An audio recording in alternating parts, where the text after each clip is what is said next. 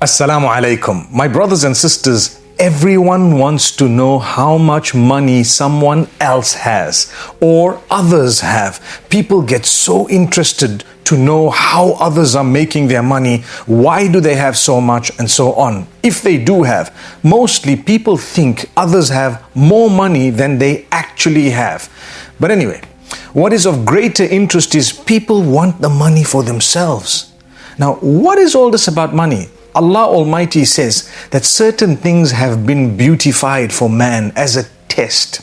So money is one of them, wealth, where no matter how much humankind has, humankind would always want to have more. But do you know what we're taught? There is no point in having wealth that comes without blessing. Wealth that is a punishment from the Almighty. There is no point of having so much when it comes with you having lost your connection with the Almighty, or no happiness, no contentment, no good health. We need enough so that we can survive, perhaps lead a relatively comfortable life, reach out to others using the same wealth, and at the same time, receive the blessings of the Almighty. We want goodness, happiness, contentment, whatever else, lovely families. We would like a beautiful, cozy home where as we think of going back home, already the heart is calmed. Not a home where you think about it and you don't even want to go anywhere near, or as soon as you get in, you're totally distressed. That's not a home. That is perhaps a punishment from Allah. Perhaps it is the snatching away of blessings, to say the least. We need to do something about it to earn the blessings. So how would we be able to earn wealth and sustenance and at the same time ensure that it's coming with the blessings of the Almighty? Well, here goes. Point number one, your 5 daily prayers. No matter what, if you have fulfilled those 5 daily prayers on a daily basis, rest assured the wealth you're going to get would be filled with blessings and goodness, on condition that you've also taken care of a few other things. But that is one of the starting points. Without that, there is no chance you're going to be having blessings in your wealth. And in fact, Allah Almighty speaks about this beautiful verse in Surah Taha, right at the end. Allah says, وَأْمُرْ أَهْلَكَ بِالصَّلَاةِ وَاسْطَبِرْ عَلَيْهَا. Instruct your family or your relatives, your family members, instruct your family members to fulfill and establish prayer and bear patience upon it. Upon what? Upon the fulfillment of the prayer and the continuous reminder to your family members in a beautiful way to pray. When your father, your mother, your brothers, your sisters, even your children were to remind you about prayer, don't feel upset. It's from Allah Almighty. They will tell you, please pray, or get up, it's time for Fajr, and so on. Come on, do your prayers, it is late, and so on. Those are the blessed words that were sent to your ears by Allah Almighty. They are registered by the angels, and your reaction will also be registered. Be careful. Let's try and react correctly. It's like when the caller calls to prayer. He says, Hayya ala salah, Hayya ala al-falah.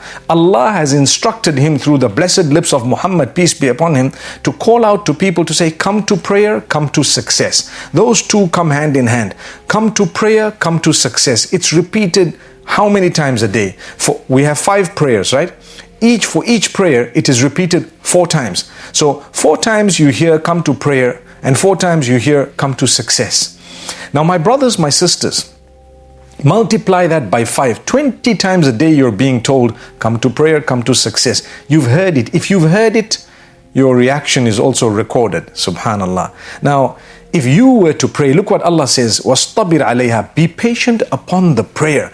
Persevere, continue, make sure it's not easy to get up in the morning to make. There will come a time once you do it for a while that you're just awake at the time. You feel like praying. Go and cry to the Almighty.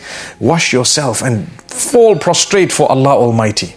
When you're reminded to pray, don't be lazy, don't be upset, because that is true success. Here, Surah Taha, Allah Almighty says, La nas'aluka rizqa. We are not asking you to sustain us or for sustenance. We're not asking you sustenance. Nahnu narzuquk. We will actually sustain you. We will provide for you. نَحْنُ نَرْزُقُكَ. We will give you sustenance. What do you want? You want wealth. You want so much more. You want your contentment, your happiness, whatever else. We will give it to you. As a result of what?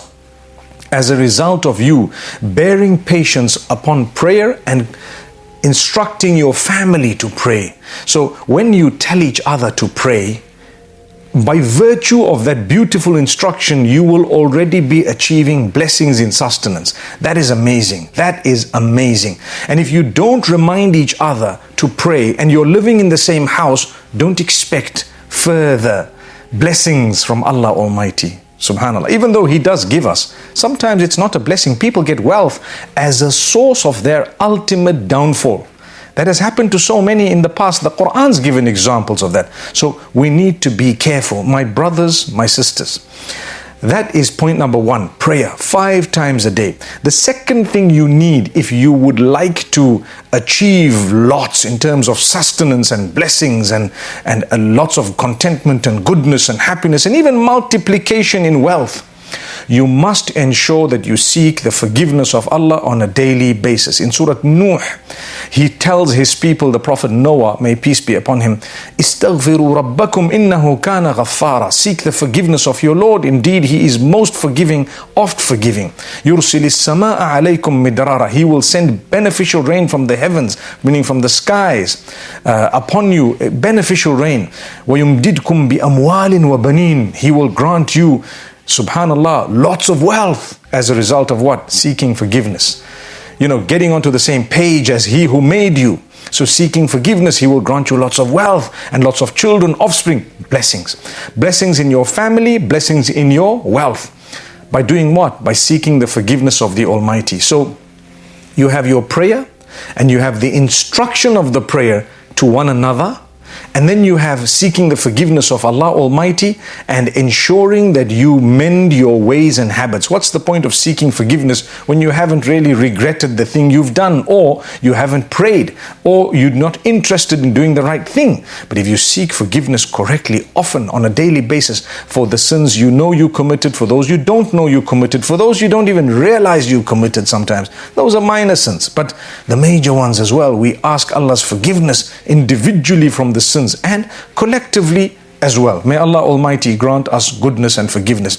And the last point I want to make mention of, if you would like barakah and blessings, my brothers and sisters, ensure that your character and conduct is amazing. Don't hurt a soul. Do not slander someone. Do not accuse them. Do not abuse them. Do not backbite about them.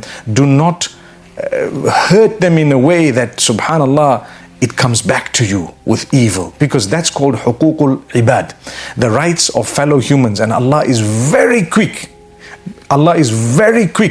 to retaliate against someone who has hurt people who are close to Him, subhanallah. So you'd rather stay away. Make sure you treat people with respect. Make sure you utter good words. Make sure you stay away from backbiting. Backbiting is to say bad things behind your brother or sister that are true, that if they heard them, they would feel offended. Subhanallah. Have you ever realized that? If it was not true, it's called buhtan. It's a slander. That's even worse. These are major, major, major sins. Subhanallah. We ask Allah Almighty to grant us forgiveness. So you won't achieve any barakah or blessings if you were to abuse others, accuse others, slander them, backbite them, deceive them, cheat them, steal from them, and whatever else. You need to improve that. So on one hand, your prayer has improved, your seeking forgiveness has improved, and your relationship with others needs to improve. Notice how every time these 3 or a few of these pointers keep coming up, because that's the essence of life. Worship Allah alone and remember to treat everyone else with utmost respect. Many people are suffering. Many people are struggling in their families, in their wealth, in their health, with their contentment. They don't realize the reason you're suffering is because you made someone else suffer. That's all. May Allah Almighty grant us forgiveness and make us really from among those who can develop ourselves and take heed. Beautiful reminder in these beautiful nights of Ramadan. Remember, we're almost about to start the last 10, and these will be the most powerful nights of the entire year for us as Muslims. Make the most of them. Let's change our lives. become steadfast.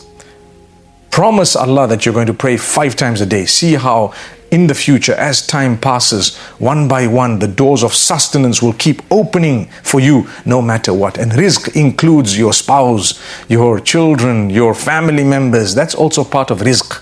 It's part of sustenance, not just your wealth and money. But wealth and money, don't worry about how much someone else has. Don't worry about where and how they earned. It's not going to change your life in any way. It's going to make your life more miserable maybe.